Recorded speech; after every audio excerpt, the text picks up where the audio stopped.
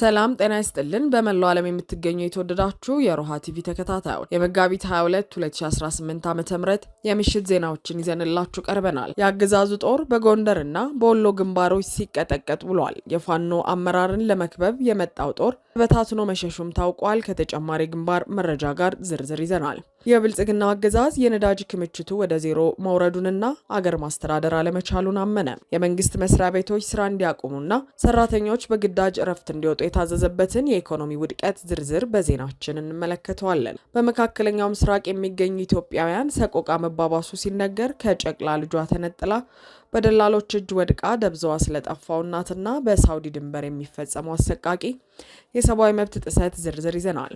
አገዛዙ የደገፋቸው የሶማሊያ ገዢዎች ተሸንፈው ስልጣን ለቀቁ። ኢትዮጵያ በታሪኳ ታይቶ በማይታወቅ ዲፕሎማሲያዊ መገለል ውስጥ ወድቃለች። ዝርዝሩን ትሰሙታላችሁ። አሜሪካ ለአውሮፓውያን ነዳጅ ጥበቃ እንደማታደርግ ማሳወቋና በኢራንና አሜሪካ መካከል ያለው የጦርነት ስጋት ያለምን ፖለቲካ አናውጦታል። ውድ አድማጭ ተመልካቾቻችን አብራችሁን ልትቆዩ ከፈቀዳችሁ እነዚህ መረጃዎች በዝርዝር የምናሰማችሁ ይሆናል። የሮሃ ቲቪ ወቅታዊና ሀቀኛ መረጃዎች እንዲደርሷችሁ ቻናሉን ሰብስክራይብ፣ ላይክ እና ሼር በማድረግ አሁኑኑ ቤተሰብ ይሁኑ። በተለያዩ ዞኖችና ግንባሮች የብልጽግናው አገዛዝ የከፈተው መጠነ ሰፊ ወታደራዊ ወረራ በፋኖ ኃይሎች መክሸፉና ሰራዊቱ ከፍተኛ ሰብአዊና ቁሳዊ ኪሳራ አስተናግዶ መበተኑ ተገለጸ። በጎንደር በሰሜንና በደቡብ ወሎ ግንባሮች በተደረጉ ተከታታይ ውጊያዎች የብልጽግና ሰራዊት ሙትና ቁስለኛ ሆኖ ወደ ምሽጉ ሲመለስ፣ በአንጻሩ አገዛዙ በውጊያ ሜዳ የደረሰበትን ሽንፈት ለመበቀል በፋኖ ቤተሰቦችና በህፃናት ላይ አሰቃቂ የመረሸን እርምጃ መውሰዱ የአገዛዙን ግብዓተ መሬት እያፋጠነው መሆኑ ተገልጿል። ዛሬ መጋቢት 22 2018 ዓ.ም በጎንደር የዳግማዊ ቴዎድሮስ አምስተኛ ኮር ጥቁር አንበሳ ክፍለ ጦር ሰብሳቢ አርበኛ ልባርግ ሙላትንና ሌሎች አመራሮችን እንዲሁም የድልበር ብርጌድ አባላትን አሳዶ ለመደምሰስ ታልሞ የተከፈተው ጥቃት በከሸፈ ሁኔታ ተጠናቋል። አገዛዙ ከማክሰኝትና ከደጎማ አቅጣጫ ከፍተኛ ኃይል ቢያንቀሳቅስም በድንዛዝ ከፍተኛ ቦታዎች ባልጠበቀ ሁኔታ የፋኖ መክሊት የሆኑት ጀግኖች በሰነዘሩበት ጥቃት ሰራዊቱ ሙትና ቁስለኛ ሆኖ ተመልሷል። የብልጽግናው ሰራዊት መሪዎቹን ለመያዝ አቅዶ ቢመጣም በደረሰበት ጠንካራ ምት ሰራዊቱ በየአቅጣጫው ተበታትኖ እግሩ ወዳመራው ሲፈረጥጥ ውሏል። በተመሳሳይ ዜና በአማራ ፋኖ ብሔራዊ ንቅናቄ ምስራቅ አማራ ቀጠና ሚኒሊክ እዝ ስር የሚገኘው የ303ኛ አሳምነው ኮር ማረጉ ተማረ ክፍለ ጦር 30ኛ ክፍለ ጦር በሰሜን ወሎ ስታ ወረዳ በአራት አቅጣጫ የመጣውን የብልጽግና ጦር አይቀጡ ቅጣት ቀጥቶታል። መነሻውን ከብልባላ ከተማ ወደ ይምረሃ አቅጣጫ ያደረገው የደቡብ እዝ 204ኛ ኮር 35ኛ ክፍለ ጦር በጠረዛ ወርቅ አምባ ዳቢያ አራቲያ ተራራና ገርባጤ ግንባሮች ለተከታታይ 2 ቀናት በፈጃ ወደ ውጊያ 16ቱ ሲደመሰሱ 22ቱ ቆስለዋል። ፋኖቹ ጠላትን ስቦ በማስገባት በፈጸሙት ቆረጣ ያገዛዙ ጦር ወደ ነበረበት ቀብሮ ጉድጓድ ብልባላ ተራሮች አፍሮ እንዲመለስ ተደርጓል። እንዲሁም ተፈራማሞ ክፍለ ጦር 19ኛ ክፍለ ጦር በአይና ከተማ በፈጸመው የተሳካ የከተማ ኦፕሬሽን 12ቱን በመደምሰስና 15ቱን በማቁሰል 10 ጥቁር ክላሽ በማረኩ ተረጋግጧል። በተጨማሪም ከአይና ከተማ ወደ ቋሩ ለመንቀሳቀስ የሞከረው የብልጽግና ጦር ሶፋ ገብርኤል አካባቢ በደረሰበት ቆረጣ 24 ሙትና 18 ቁስለኛ ታቅፎ እንዲመለስ መገደዱ ታውቋል። ውጊያው በደቡብ ወሎ ዳውንት ወረዳም በድል ቀጥሎ የዋለ ሲሆን በአፋብን ሚኒሊክ እዝ 106ኛ ኮር ቃኝና በ31ኛ ክፍለ ጦር ጥምር እርምጃ የብልጽግና ሰራዊትን ጭኖ ሲጓዝ የነበረ ባስ መኪና በቅጠል 11 ቀበሌ ተመቶ በመገልበጡ በርካቶች ሙትና ቁስለኛ ሆነዋል። ለአብይ ስርዓት አንዋጋም ያሉ ከ7 በላይ መከላከያ አባላትም ሰራዊቱን እየከዱ ወደ ፋኖ ጎዳና መቀላቀላቸው የተረጋገጠ ሲሆን በየቀኑ በፍርሃት ጎዳና የሚሸረደደው የአገዛዙ ጦር መውጫ መግቢያው መጥበቡ ተመልክቷል። ይህ በእንዲህ እንዳለ የብልጽግናው ሰራዊት በውጊያው ግንባር የገጠመውን ውርደት ለማካካስ በፋኖ ቤተሰቦችና ንጹሐን ላይ አሰቃቂ የበቀል እርምጃ መውሰድ ጀምሯል። የድልበር ብርጌድ አዛዥ ሙሌ ወርቁ ወንድም ላይ አሰቃቂ ግድያ የተፈጸመ ሲሆን በለምባ ቀበሌ ነዋሪ የሆኑት አቶ ባየ ቀናው ከነ ህፃን ልጃቸው በአገዛዙ አረመኔ ሰራዊት መረሸናቸው መላውን የአማራ ህዝብ ያስቆጣ ድርጊት ሆኗል። አፋብን በሰጠው መግለጫ የአገዛዙ የ2018 ዓ.ም የጨረባ ምርጫን ለማስፈጸም የሚንቀሳቀሱ 6 ተላላኪ ባንዳዎች በፋኖ ቁጥጥር ስር መዋላቸውን ገልጿል። በላስታ ወረዳም የፋኖ ሲቪል መዋቅር ከ14ኛ ክፍለ ጦር ጋር በመተባበር የህዝብ ውይይት መድረክ ማካሄዱና ህዝቡ ትግሉን በሙሉ ልብ እንደሚደግፍ አረጋግጧል። የ303ኛ ኮር ምክትል ሰብሳቢ አርበኛ ፋኖ ታዘበው ሻምበል ትግላችን በግለሰቦች የተንጠለጠለ አይደለም፣ እንክርዳዱ ከስንዴው እስከሚለይና የአማራ ሕዝብ ነጻነት እስኪረጋገጥ ድረስ ትግሉ እስከ ምጽአት ይቀጥላል ሲሉ ቆራጥ መልእክታቸውን አስተላልፈዋል። ማንኛውም አማራ ከብልጽግና የምርጫ ድራማ እጁን እንዲያወጣና የትግሉ አካል እንዲሆንም ጥሪ ቀርበዋል። ለወራት ችግሩ የስርጭትና ሂደት ነው ሲል የቆየው የብልጽግና አገዛዝ በመጨረሻም የነዳጅ ክምችቱ ወደ ዜሮ መቃረቡንና ሀገሪቱን ማስተዳደር አለመቻሉን በይፋ አመነ። የንግድና ቀጠናዊ ትስስር ሚኒስትሩ ካሳሁን ጎፌ በሰጡት መግለጫ 180 ሺህ ሜትሪክ ቶን ነዳጅ ወደ ሀገር ውስጥ ሳይገባ መቅረቱንና ይህም ሀገሪቱን ወደ ለየለት የኢነርጂ ቀውስ መክተቱን አስታውቀዋል። ይህንኑ ተከትሎ የመንግስት መስሪያ ቤቶችና የልማት ድርጅቶች ሰራተኞቻቸውን በግዳጅ እረፍት እንዲያሰናብቱ መደረጉ በኢትዮጵያ ታሪክ ታይቶ የማይታወቅ የተቋማት ስራ መገታት ተከስቷል። ሚኒስትሩ ካሳሁን ጎፌ እንደገለጹት በመካከለኛው ምስራቅ ያለው ጦርነትና የዓለም አቀፍ የነዳጅ ገበያ አለመረጋጋት ከ180 ሺህ ሜትሪክ ቶን በላይ ነዳጅ ወደ ኢትዮጵያ እንዳይገባ እንቅፋት ሆኗል። ይህ መረጃ የሚያሳየው አገሪቱ ለቀጣይ ሳምንታት የሚሆን ምንም አይነት ስልታዊ ክምችት እንደሌላትና አቅርቦቱም ከአቅም በላይ መሆኑን ነው። በዚህም ምክንያት የዕለታዊ የነጭ ናፍጣ አቅርቦት ከነበረበት 9.2 ሚሊዮን ሊትር ወደ 4.5 ሚሊዮን ሊትር ዝቅ እንዲል ተደርጓል። ይህም ማለት አገሪቱ ለእንቅስቃሴና ለምርት የምትጠቀመው ኃይል በ51 በመቶ ቀንሷል ማለት ነው። ይህንኑ ቀውስ ለመሸፈን በሚል አገዛዙ ባለፈው ቅዳሜና እሁድ ጀምሮ የአስቸኳይ ጊዜ የነዳጅ አጠቃቀም መመሪያ ተግባራዊ አድርጓል። በዚህ መመሪያ መሰረት የመንግስት መስሪያ ቤቶችና ግዙፍ የልማት ድርጅቶች ሰራተኞቻቸውን ከቤት ሆናችሁ ስሩ በሚል ሰበብ ከስራ ገበታቸው እንዲለዩ አዟል።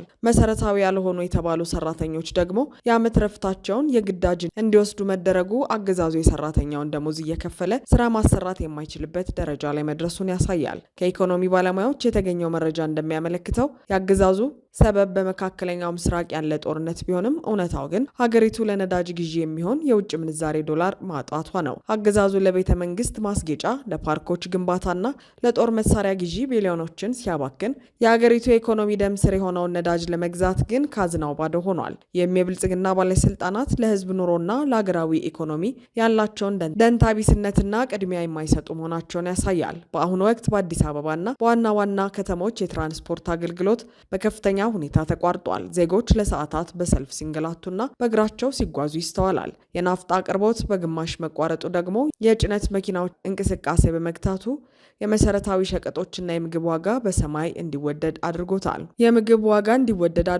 አገዛዙ ይህንን የቁጠባ እርምጃ እያለ ቢጠራውም በተግባር ግን ሀገሪቱ ወደ ለየለት የኢኮኖሚ ድቀትና ወደ ጨለማው ዘመን እየተመለሰች መሆኑን ታዛቢዎች እየገለጹ ነው። በኢትዮጵያ ካለው የኢኮኖሚ ውድቀትና የፖለቲካ አለመረጋጋት የተነሳ የተሻለ ኑሮ ፍለጋ ወደ መካከለኛው ምስራቅ የሚሰደዱ ዜጎች በህገወጥ ደላሎች እጅ ለከፋ መከራና ሞት እየተዳረጉ ነው ተባለ። ከሰሞኑን በማህበራዊ ሚዲያ ከፍተኛ መነጋገሪያ የሆነው የወጣት እናት ሀና ጉዳይ የስደተኞችን ሰቆቃ ዳግም አደባባይ አውጥቶታል። ትዳር ከያዘች ብዙም ያልቆየችው ሀና ከጨቅላ ልጇ ተነጥላ በደላሎች እጅ ከወደቀች በኋላ የደረሰችበት ሳይታወቅ መቅረቱ ታውቋል። በማህበራዊ ድረገጽ ሀና ሙሉሸዋ ባህላዊ አልባሳት በሚል የምትታወቅ ወጣት እናት ሀና ወደ ሳዑዲ አረቢያ ለመግባት በየመን በኩል ስትጓዝ በደላሎች እጅ ወድቃ ከፍተኛ እንግልት እየደረሰባት መሆኑ ተሰምቷል። መረጃዎች እንደሚያመለክቱት ሀና ከጨቅላ ልጇ ተነጥላ የገባችበት ሳይታወቅ መቅረቱ ቤተሰቦቿንና ወዳጆቿን ለከፍተኛ ጭንቀት ዳርጓል። ይህ ክስተት በሳውዲና በየመን ድንበር ላይ በየቀኑ የሚፈጸመው አሰቃቂ የሰብአዊ መብት ጥሰት አንዱ አካል ነው። በሰው ልጅ ክቡር ሕይወት ላይ የሚነግዱ አደገኛ ህገወጥ ደላሎች ዜጎችን ባህር እናሻግራለን በሚል ተስፋ በማታለል በረሃ ላይ ጥለው መጥፋት፣ ሴቶችን መድፈር፣ ቤተሰብን ገንዘብ ለማስገደድ ማሰቃየትና አልፎ ተርፎም ሕይወታቸውን ማጥፋት የተለመደ ተግባራቸው ሆኗል። በየመንና በሳውዲ ድንበር ላይ በሺዎች የሚቆጠሩ ኢትዮጵያውያን በደላሎችና በድንበር ጠባቂዎች ጥይት ሕይወታቸውን እንደሚያጡ በተደጋጋሚ ቢነገርም በሀገር ውስጥ ያለው አስከፊ ኑሮ ዜጎችን አሁንም ወደ እሳቱ እየማገዳቸው ይገኛል። የህግ ባለሙያዎችና የማህበረሰብ አንቂዎች እንደሚሉት እነዚህን ደላሎች ለመታገል በዋናነት ህዝቡ ግንዛቤ ሊኖረው ይገባል። የቀለለ መንገድ በሚል ስም ዜጎችን ለሞት የሚዳርጉ ደላሎችን አሳልፎ በመስጠትና በየአካባቢው የሚገኙ የደላላ መረቦችን በማጋለጥ ረገድ ህብረተሰቡ ትልቅ ኃላፊነት አለበት የተባለ ሲሆን፣ ይሁን እንጂ አገዛዙ ለዜጎች ደህንነት ትኩረት አለመስጠቱና በየአካባቢው ያሉ የመንግስት መዋቅሮች ራሳቸው ከደላሎቹ ጋር ጥቅማጥቅም እንደሚጋሩ የሚገልጹ መረጃ መረጃዎች ችግሩን ውስብስብ አድርገውታል። ብልጽግና ድጋፍ ሲያደርግላቸው የነበሩት የደቡብ ምዕራብ ሶማሊያ አስተዳደር ተሸንፈው ስልጣናቸውን ለቀቁ።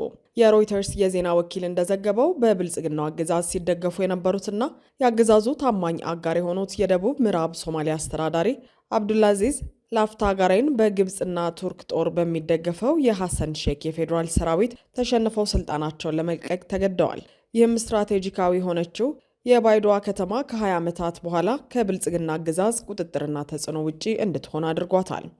የብልጽግናው አገዛዝ የውጭ ፖሊሲ ውድቀት አሳፋሪ ደረጃ ላይ መድረሱን የሮይተርስ ዘገባ አመልክቷል። ፕሬዚዳንት ላፍታጋሬን ባለፈው ሳምንት ብቻ አዲስ አበባ መጥተው ከአብይ አህመድ ጋር በመመካከር አንተውህም ወታደራዊ ጥበቃ እናደርግልሃለን የሚል የማስተማመኛ ቃል ተሰጥቷቸው የነበረ ቢሆንም በተግባር ግን በከተማዋ የነበረው የብልጽግና ጦር የሐሰን ሼክን ግስጋሴ ሊያስቆም አልቻለም። አገዛዙ የገባውን ቃል ተግባራዊ ማድረግ ባለመቻሉ ለሁለት አስርት ዓመታት በኢትዮጵያ ወታደራዊ ጥላ ስር የነበረችው ባይዶዋ ዛሬ የብልጽግና ባላንጣ የሆኑት የግብፅና የቱርክ ወታደራዊ ተጽዕኖ ማረፊያ ለመሆን በቅታለች። ይህ በባይዶዋ የታየው ሽንፈት በሰንሰለት የታሰሩ ተከታታይ ውድቀቶችን ይዞ መጥቷል። ሌላኛው የአገዛዙ አጋር በመሆን ስትጠቀስ የነበረችው ፑንትላንድን በተመሳሳይ አደጋ ላይ ትገኛለች።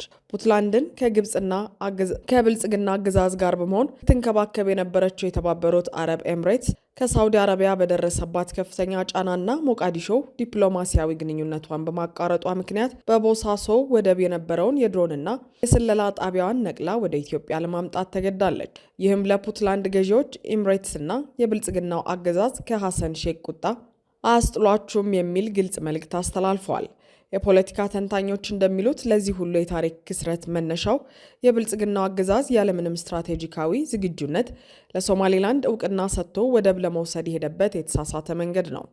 ይህ የአብይ አህመድ የወደብ አባዜ ራሷን በግብፅና በቱርክ ጉያ እንድታስገባ በር የከፈተ ሲሆን የአገዛዙ ለቢንዛይድ ተላላኪ መሆን ደግሞ ግዙፏን ሳውዲ አረቢያን ከብልጽግና ተቃራኒ ጎራ እንድትሰለፍ ጋብዟታል። አገዛዙ በወሰደው ያልታሰበበት እርምጃ ሳቢያ ግብፅ፣ ቱርክ፣ ሳውዲና ሶማሊያ በአንድ ግንባር እንዲሰለፉ አድርጓል። በመጨረሻም የብልጽግናው አገዛዝ የታለመው የባህር በር ሳይገኝ የነበሩ የቆዩ ወዳጆችን በማጣትና በአፍሪካ ቀንድ የነበረውን የአገር ብሔራዊ ጥቅም ለከፍተኛ አደጋ አጋልጧል። የባይዶዋ ከብልጽግና እጅ መውጣት አገዛዙ በጎረቤት አገራት ዘንድ ያለውን አመኔታና ተቀባይነት ሙሉ በሙሉ ማጣቱን የሚያሳይ ሲሆን ኢትዮጵያንም በታሪኳ አይታው በማታውቀው ዲፕሎማሲያዊ ማግለል ውስጥ ከቷታል። አገዛዙ አገሪቱን ለኪሳራ የዳረገበት የአካሄድ በታሪክ ማህደር በውርደት የሚመዘገብ መሆኑ ተመልክቷል። ዶናልድ ትራምፕ ለዘመናት ዩናይትድ ኪንግደምንና ፈረንሳይ ከእንግዲህ አናግዛችሁም፣ ሄዳችሁ የራሳችሁን ነዳጅ ከባህሩ ውሰዱ ሲሉ በይፋ አወገዙ። የአሜሪካው ፕሬዝዳንት ዶናልድ ትራምፕ በትሩዝ ሶሻል ማህበራዊ ሚዲያ ገጻቸው ባስተላለፉት እጅግ ቀጥተኛና አስደንጋጭ መልእክት ዩናይትድ ኪንግደም፣ ፈረንሳይና ሌሎችም አውሮፓውያን ሀገራት በሆርሙዝ ወሽመጥ በኩል የነዳጅ አቅርቦት መስተጓጎል ከገጠማቸው ራሳቸው ሄደው እንዲታገሉ አዘዋል። ትራምፕ በተለይ ፈረንሳይን በጽኑ የወቀሱ ሲሆን ፈረንሳይ ወደ እስራኤል የሚጓዙ የጦር መሳሪያ የጫኑ አውሮፕላኖች በአየር ክልሏ እንዳያልፉ አግዳለች። አሜሪካ ይህንን ውለታ ቢስነት አትዘነጋም ሲሉ ዝተዋል። ለራሳችሁ መታገልን ተማሩ፣ እንዳልደረሳችሁልን ሁሉ እኛም አናግዛችሁም ያሉት ትራምፕ አሜሪካ ከእንግዲህ ለአውሮፓውያን ነዳጅ ጥበቃ እንደማታደርግና በሆርሙዝ ወሽመጥ አውሮፓውያን ራሳቸውን መከላከል እንዳለባቸው በይፋ አስታውቀዋል። በሌላ በኩል የአሜሪካ መከላከያ ሚኒስትር ፒተር ሄግሴት ዛሬ ለጋዜጠኞች በሰጡት መግለጫ ስለ ኢራንና አሜሪካ ድርድር ተጠይቀው ድርድሩ እውነተኛ ነው፣ እየተካሄደና እየጎለበተ ነው ብለዋል። ሚኒስትሩ በኢራን የስርዓት ለውጥ ተደርጓል ያሉ ሲሆን የአሁኑን አስተዳደር ከቀደመው በበለጠ ብልህ ነው ሲሉ ገልጸውታል። ሆኖም ከፕሬዚዳንት ትራምፕ ጋር ስምምነት ላይ ካልተደረሰ ግን በኢራን ላይ የሚፈጸመው ጥቃት ተባብሶ እንደሚቀጥል አስጠንቅቀዋል። የአሜሪካ ጥምር ኃይል ዋና ኃላፊ ዳን ኬን በበኩላቸው ባለፉት 30 ቀናት ውስጥ ብቻ 150 የኢራን መርከቦች መውደማቸውንና ከ11 ሺህ በላይ የጦር ኢላማዎች መመታታቸውን አረጋግጠዋል። ኢራን በበኩሏ በባህረ ሰላጤው ሀገራት ላይ የምትፈጽመው ጥቃት ኢላማው የአሜሪካ ጦር ብቻ መሆኑን በመግለጽ ላይ ትገኛለች። የኢራን የውጭ ጉዳይ ሚኒስትር አባስ አራግቺ ሳውዲ አረቢያን እንደ ወንድም አገር እንደሚያከብሩ ገልጸው ሆኖም በሳውዲ ውስጥ የሚገኘውን የአሜሪካን ልዑል ሱልጣን አየር ኃይል ጦር ሰፈር መምታታቸውን አረጋግጠዋል። ሚኒስትሩ ጥቃቱ ያረፈው የአሜሪካ ማዘዣና ቁጥጥር አውሮፕላን ላይ መሆኑን ጠቅሰው የአሜሪካ ኃይሎችን ከአካባቢው ለማስወጣት ወሳኝ ጊዜ ነው ብለዋል። ኢራን በሳውዲ ላይ ጥቃት የፈጸመችው ሳውዲን ለመጉዳት ሳይሆን በውስጧ ያለውን ወራሪ ኃይል ለመምታት መሆኑን አጽንኦት ሰጥተዋል። ይህ በእንዲህ እንዳለ ኢራን ትኩረታችን አሜሪካ ላይ ነው ብትልም በመካከለኛው ምስራቅ አገራት ላይ በሚሰነዘሩ ጥቃቶች ሲቪል ተቋማትና መሰረተ ልማቶች እየወደሙ መሆኑ እየተዘገበ ይገኛል። ይህም ቀጠናውን ወደ ለየለት ምስቅልቅል የከተተው ሲሆን የአውሮፓ ሀገራትም ያለ አሜሪካ ጥበቃ ነዳጅ ለማግኘት ወደ ጦርነቱ ቀጥታ እንዲገቡ በትራምፕ ግፊት እየተደረገባቸው ነው። አድማጭ ተመልካቾቻችን የሰዓቱ የሮሃ ቲቪ ዜናዎች የተከታተላችኋቸውን ይመስሉ ነበር። አብራችሁን ስለነበራችሁ ከልብ እናመሰግናለን። ሰላም።